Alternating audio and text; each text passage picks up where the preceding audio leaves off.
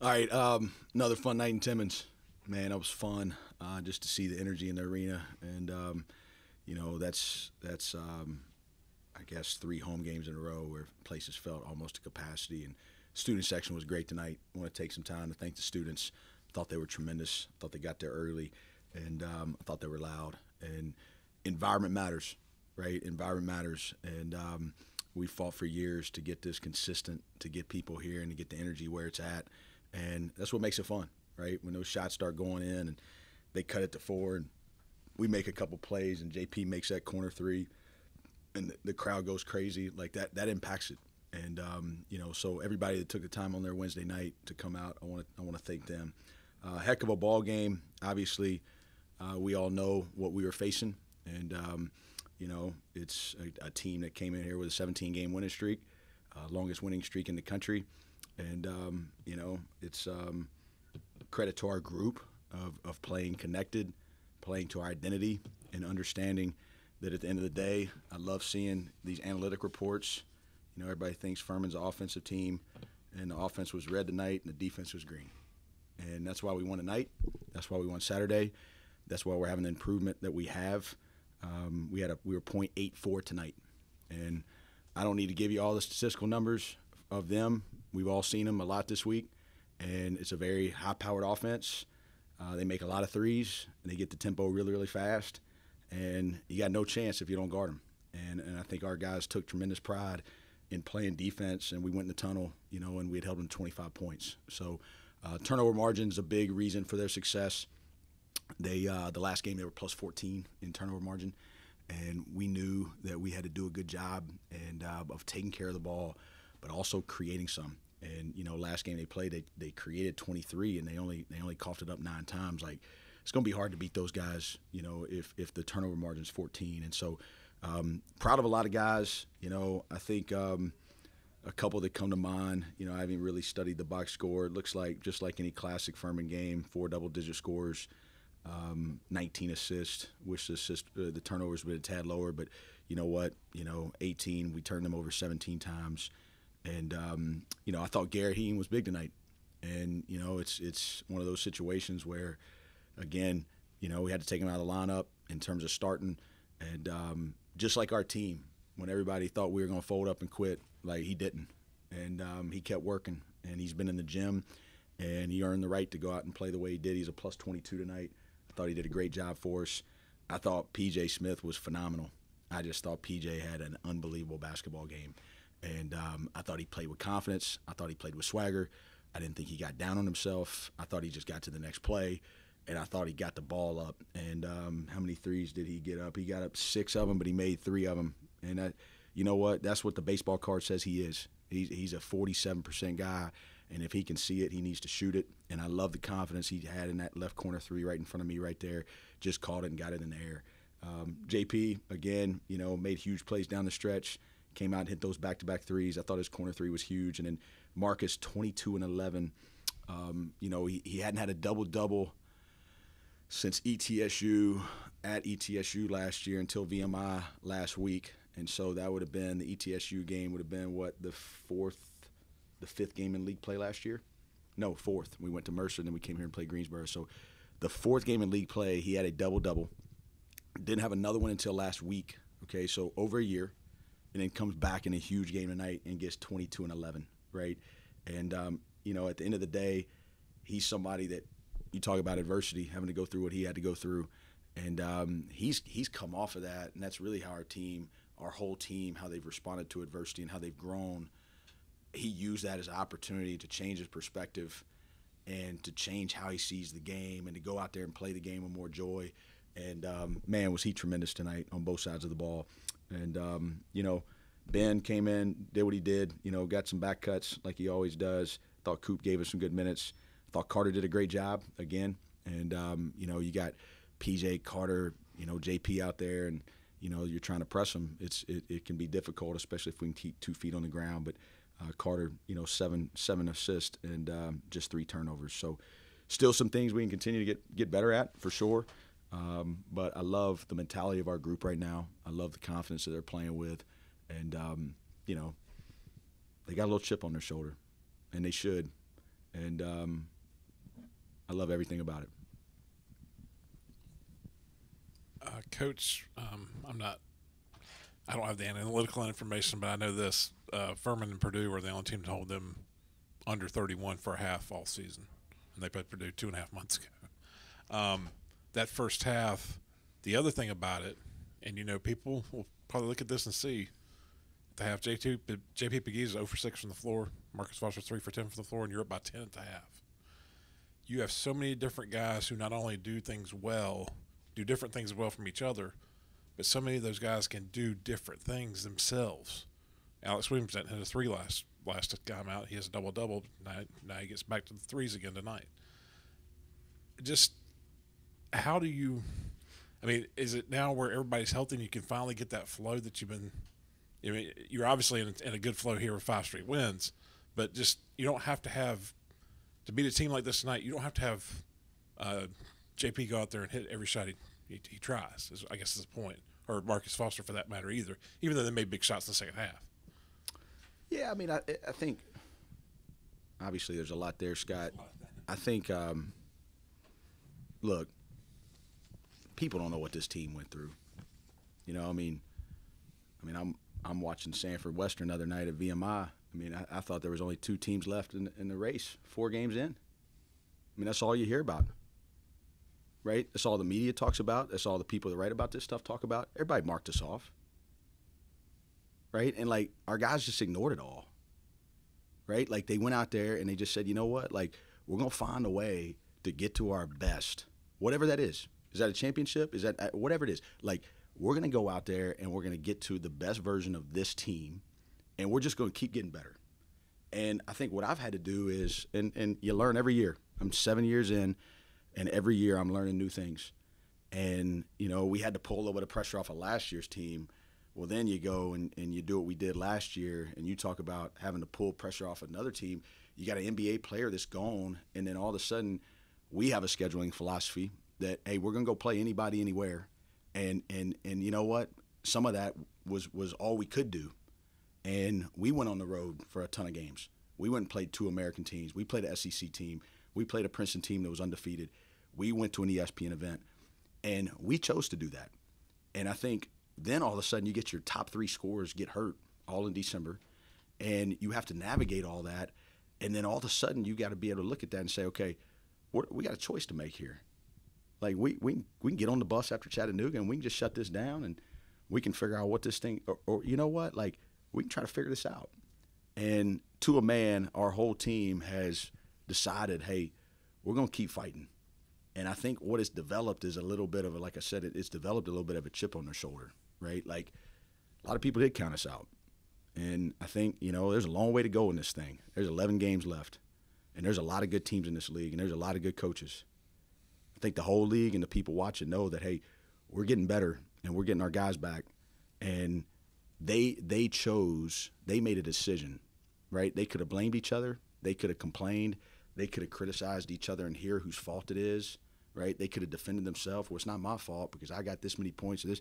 Hey, listen, we all got to figure this out. We weren't guarding well enough. The ball wasn't moving. We didn't look like a Furman team, right? Aside from the injuries, right? We weren't playing to identity. Tonight, looked like a Furman team. Looked like great teammates out there that flew around on D and moved and shared the ball. That's what I saw, right? And a lot of times the humility to get to that, right? That's the hard part in this, right? Can you get a team to us? And right now, all this, right? And all how do you leverage this to help your individual situation? Listen, they're not a coach in the country not having to deal with this. And at the end of the day, this program, this locker room right here, it's going to be about us. And I think what's happened is when you go through adversity and you get knocked down, you got no choice. And that's a credit to JP. That's a credit to Marcus. That's a credit to Garrett. That's a credit to Tyler. That's a credit to the whole team. And you listen, the press offense or the concepts in half court or the defense, those guys look like they're having fun playing right now. It looks like a whole different facial expression. It looks like a whole different demeanor. And you know why? Because they're connected. They've been through some really difficult times together, and they've had to lock up and they've had to fight through it. And we've forgotten in sport, that's what we got into all this for, right? Like, let's turn boys to men, right? Like, let's use sport to develop character. Let's teach them how to depend on one another. And it's not about them, it's about the team. And I think they've bought into it. And so now all of a sudden tonight, they just go play free. And we knew it was going to be a battle. I mean, Bucky's a heck of a coach. They got an unbelievable team, and they're bought into how they play and, you know, how they press you and how they get the game chaotic. Are we going to believe in what we do, right? They're going to believe in what they do. We're going to believe in what we do. And at the end of the day, I thought you just, to me, there's a lot of things you could point it to. But what this team has realized is we got to depend on one another, and we got to play the identity. And then you know what? Let the chips fall where they may. Right? Let's see where we go. And you know what? I can put my head on my pillow at night if I know that this team's going to wake up tomorrow and they're going to try to figure out how do we get better together. And as cliche as it sounds, it's always worked and it always will work. And I don't care what changes. And I don't care about this or that or what everybody says. You can't do it this way anymore. Always has, always will. And as long as I'm the head coach here, it's going to be about us. And tonight, I thought that you saw our group have to depend on one another. Because you know what? If you don't and you dribble around that thing, they're going to turn you over. Right? And you want to go beat them all yourself and you got a 6'11" sitting in the rim, they're going to block your shot. Right? And they're going to run that thing down your throat. They're going to have shooters everywhere, and they're going to bang a three, and they're going to jump in a press, and they're going to press you again. And I think that's what you have to get to. And you know what? We had to go through some hard lessons to get there, but man, I've been proud of a lot of teams, but you know, just knowing what they've been through and knowing what they've had to endure, I'm just super proud of this group, how they've handled all of it. Pursuant to all of what you just said, from watching the games when the injuries occurred, I basically had the feeling that everything's going to be fine. It's just take a while to get back on track because this has sort of stunted the growth of the team. Did you write that? You wrote that? I did write that. I'm messing with you. Oh, well, what I'm saying is, to a man, I thought it was interesting that both PJ and Carter said that they don't think that did anything at all but helped. In other words, there weren't any pieces to pick up that adversity made them better. Well, I mean, it's yeah, I mean, we talked about it last year with last year's group a lot, like going from the buzzer beater to last year, the moment. It's really easy in the moment to say count it all joy, right? But if you're going to count it all joy, you got to count it all joy, right? And, like, there's hard that you look back on and you're like, you know what? Like, you don't think the Tulane game helped us win that game versus Western Carolina on Saturday, and it just happened. They put .8 on the clock, full length, right? Like, if you're gonna look at life and you're gonna say, hey, look, I'm either gonna win or I'm gonna learn, and I'm gonna come in here every single day and I'm gonna try to get better. Yeah, the key to a lot of this is like, can you endure more than the people that you're playing against and the people you're competing against, right? Like a lot of success, you just look at success over the years, like it's just endurance, right? Like, can you wade through the hard? And so when they look back on it now, and yeah, they've won 5 in a row, and all of a sudden it's like, oh man, like Furman's back. You know, Furman never left. We've been fighting. We got a group of fighters in there. We got a group in there that loves each other. And like at the end of the day, like they're reaping the reward of that. And I think when they look back on it, they're like, oh yeah, well this is what taught us this, right? And we had to go through this to get there. And last year, a year ago tonight, we're sitting in Chattanooga, and we had just changed the starting lineup, and we had just changed the rotation, and we were 4-2, and we had to win a game to stay in the hunt. Because 4-3, we were probably going to be done with the way Samford and Greens were playing a year ago. And we had to go on the road with Jake healthy, and we had to figure out how to win a game. And we got out of there. Carter hit that 3, and Mike made a big play, and I'm sure a whole bunch of people made plays. We just found a way to get a win. And then all of a sudden, won 9 in a row, but it had to start somewhere, right? Like that team got tested. This team's been tested. The tests are different. But I think when Carter looks back on it, man, like I told our staff the other day, everything that Carter went through last year is paying dividends on what he's doing this year, right? It wasn't just like, oh, man, this switch just kind of flipped, you know, July 15th, right? Like it was a progression. And people don't like to hear that anymore. They want it quick. They want it microwave. They want, hey, I want the ball now. I want points now. But now Carter looks back on this. Man, Carter Witt's going to bleed purple before he gets out of here, right? And I love Carter Witt to death because of what he endured, right? And I think PJ, same thing. Like, hey, bumped up a level, right? Played for a great coach, very successful. I think PJ would tell you, like, yeah, it was a jump. But PJ's beyond. He's more than good enough to play at this level. But he's got to go out there and believe that. And he stayed the course. We changed the lineup. But tonight, you know what? He played 27 minutes almost. Okay? He scored 11 points. He was a plus 14. So that would be the second highest plus-minus on the team, besides Garrett, who are the two guys that we asked to go to the bench, not out of punishment, just figuring out how to get the rotation right. And you know what? Have they moped about it? Have they complained about it? They've just, hey, you know what? What do we got to do to win a game? And so to hear those two say that surprises me none. There was a play in the first half and probably should have resulted in a turnover. And a turnover. Bang the corner three. Right. Yeah. And so I think there was almost 3 turnovers in that play. Right. But on that play, I kind of caught myself thinking, would that have happened?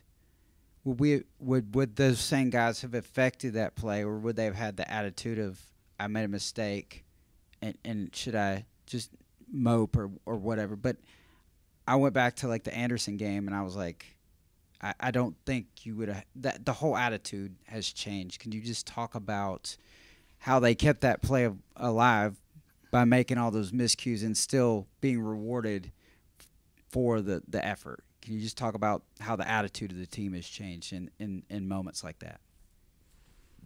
Yeah, I mean, I've touched on a little bit of that, of just, this group having more joy and playing for one another and being more bought into how we have to play and the identity of which we have to play to. And, y'all have heard me say this a bunch. I think the team that plays with the most energy, that plays the hardest, plays the most connected, typically wins the game.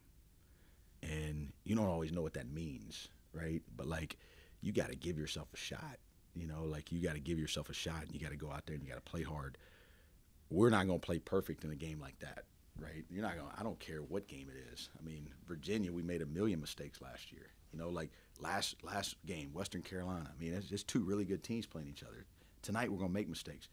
How do you get to the next play, right? And I thought for the most part tonight, because that's a little bit of avalanche when you play those guys, right? You get under the toe and they're pressing you, and all of a sudden bang threes are going in, and they got 2 or 3 guys at the table, and then all of a sudden you feel like you're under an avalanche. You just got to get to the next play. And I thought we had a couple, we had they scored, and then we just threw it to them right underneath, and then he scored again. I think it was 10, and all of a sudden it's 6 in 4.5 seconds. Okay, well, guess what?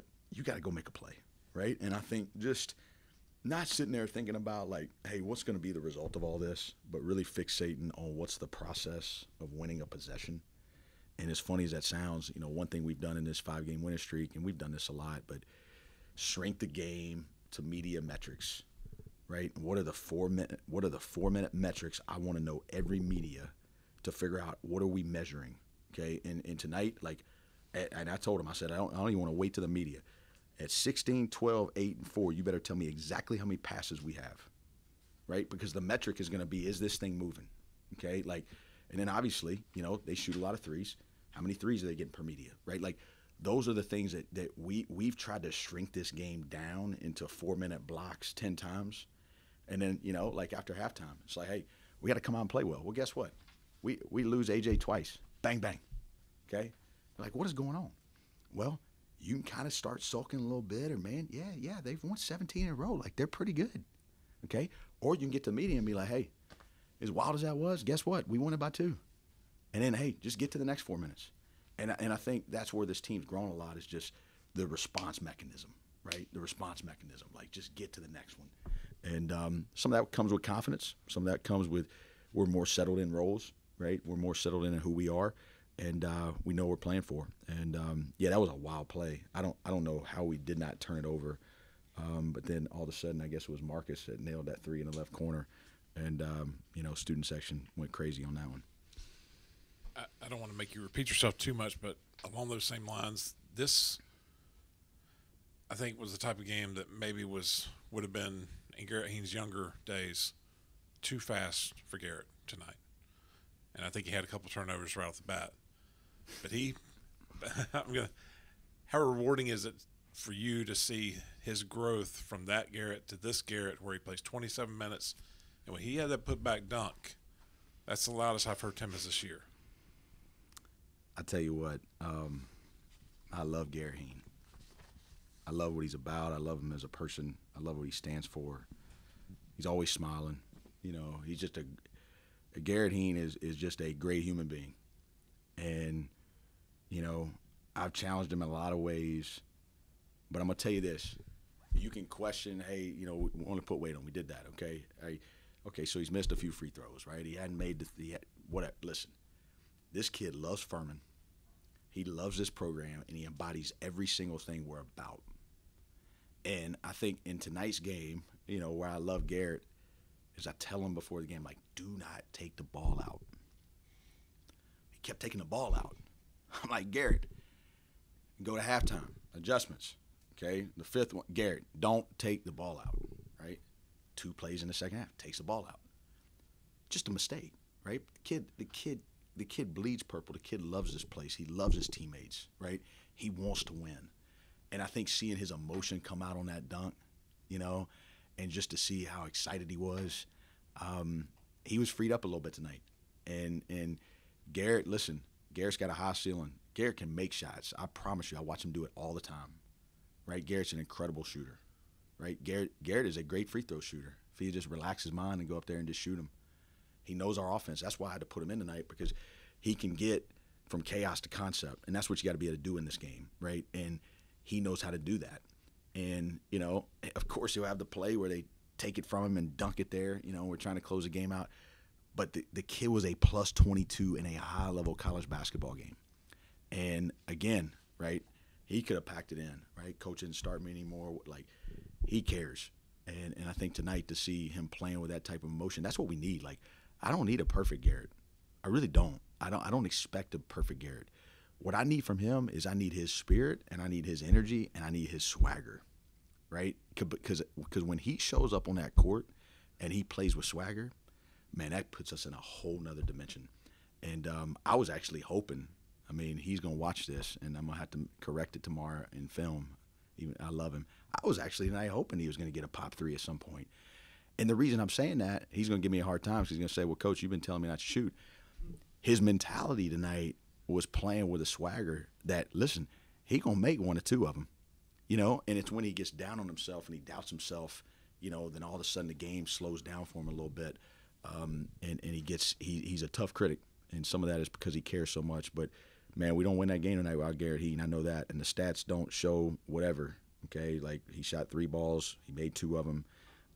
You know, he got 1 rebound. He got 4 assists. He had 4 turnovers, plus 22, because Garrett Heen's a winner. And you can win with guys like that. And, you know, I love how he's stayed in the fight and he's continued to get better. When I was watching Samford and VMI, it looked like a military expedition on defense. Tonight, in the first half, I would think that most of the shots that you missed were fairly simple shots that went in and out. But it seemed like such an impressive outing where you just broke the press quickly, and all of a sudden you've got them outnumbered in the forecourt. I mean, over and over, and very impressively. Yeah, I think, you know, my offensive philosophy is always I don't like layered offense. You know, hey, we're gonna do this and then we're gonna pull it out. And we're gonna, you know, back in the day, we used to have, man, you'd have your primary break and your secondary break, and then, man, you don't get either, so you run a set, and then, oh, by the way, what's your late shot clock action? I like a seamless possession, and I don't like the ball to stop, and I don't like the ball to stick. And so now what they do is they create a 94-foot element of that. And I think what a lot of teams do is they're like, okay, we got to break the press, and then what's the plan? And, you know, for us, it's, hey, we're gonna break the press, and we're gonna try to get to concept as quick as we can. And you know, I think when you have a system of play, when you're dealing with people that press you, I think that helps you. And you know, I think it allows you to kind of get on tracks. I think we were up 16-10, and we had a little bit of a lull there, and it was just a bunch of just nothing possessions, right? We took a couple of tough twos. We didn't get the ball side to side. The ball got stuck a little bit. And so now all of a sudden, right, they're taking the ball off the rim, they're running, they're scoring, they're jumping in their press, they get a steal, right? Like, it kind of all, like, it just compounds. And, you know, I think for us, that's always been how we try to play, like, try to be seamless. And, you know, I thought we did we'll watch the film. I mean, 18 turnovers, that's too many, you know, but at the end of the day, I think we're going to see some 1-foot plays and some launches on the backside of the press, really. And I think that's what this Samford team does a great job of, is running through plays and back tipping and trying to get you even after you feel like you've beaten it. I thought we got our head in front of our skis a little bit too much at times. And I think, you know, the next time we play them, we got to do a little bit better job of that. You know, one of the interesting things about Samford is they're able to actually press you off misses, which, you know, that they're really quick about doing that. But one of the things I think you guys did was the quick outlet pass that I think surprised them. I know there was one that Carter threw to JP early in the second half, and he goes in for a layup. Can you just talk about, you know, that ability and really the guys you have as outlet passers, because that's not an easy thing to do. That's a nice skill to have in your back pocket. Listen, we spend a ton of time. It's a pass catch game, right? Like, you got to pass it, you got to catch it well, you got to be able to start, you got to be able to stop, right? You got to be able to shoot it, you got to be able to finish. And we try to work on those 6 things every day.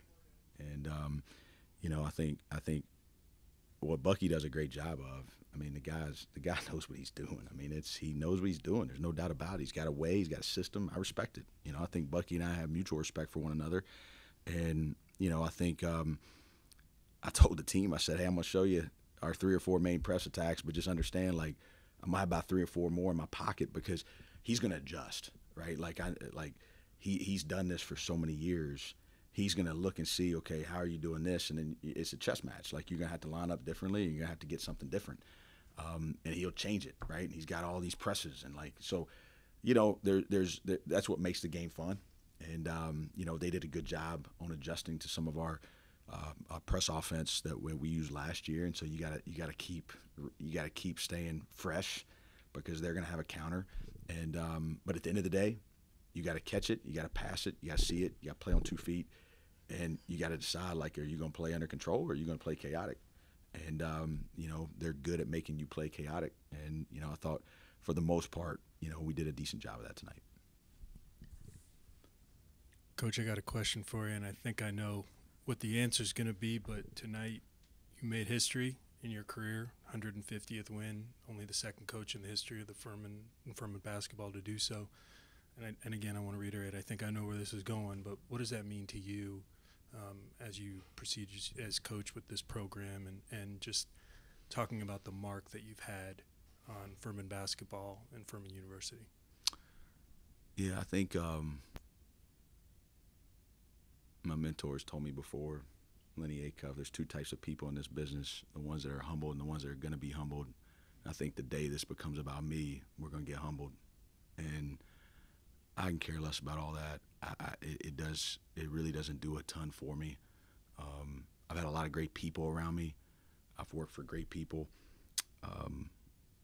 You know, I'm just a guy that gets to do what I love to do every single day. And you know, it's not always easy, but damn, it's rewarding. And I want to do this since I was a kid, and I just get to live out my dream every day. I get to come in here and help people get better and chase their dreams and laugh and celebrate with them in great times like tonight, and fight to help them and get them off the mat when we're struggling. But I get to wake up every single day and do a hobby, you know. And I tell you what, it's not always easy, but I think of the players that I've been a part of. I think of the staff that I've had working for me. I've got an unbelievable staff, and how our staff's working together right now, the camaraderie that our staff has, how our players are working together, the administration, my boss is fully supportive of what we're doing, our president, our board, you know, the things that is it a fight? Yes, but man, it's a journey that you just got to find continuous joy in. You got to take the good with the bad. And but at the end of the day, like, this is a players program, and it will always be a players program. And my job is to just help them grow. And any decision I make has to be about helping this place and this program grow. And I care about Furman. And, you know, I don't know if I've ever said this publicly. This is where I wanted to go to school. I came to multiple elite camps here. And they brought me up on a couple unofficial visits, and most of it was because I was teammates with Major Wingate, but they still brought me up. You know, I kid Mike Jones about that now. He was an assistant here. I've always had an affinity to Furman, what it stands for, the academics, the campus, Greenville, and to be a part of something that, to be quite honest with you, it was a vision that a lot of people never thought we could do, and we're just having fun pushing through it and continuing to try to do, you know, making the unreal real. And that's what I wake up every day trying to figure out how to do. And I've been tested this year and battling and fighting, but you know what? It's been a fun journey to see where this team's at right now, and so that's a credit to a lot of people. And you know, I'm just humbled that the good Lord lets me be in a position of leadership to be able to make the decisions I get to make with the people I get to make, and to do something I love to do. I got a pretty simple life, man. I love my wife to death. I love my kids. I love my players. I love my staff. And they say I don't have any hobbies. I think I got the best hobby in the world.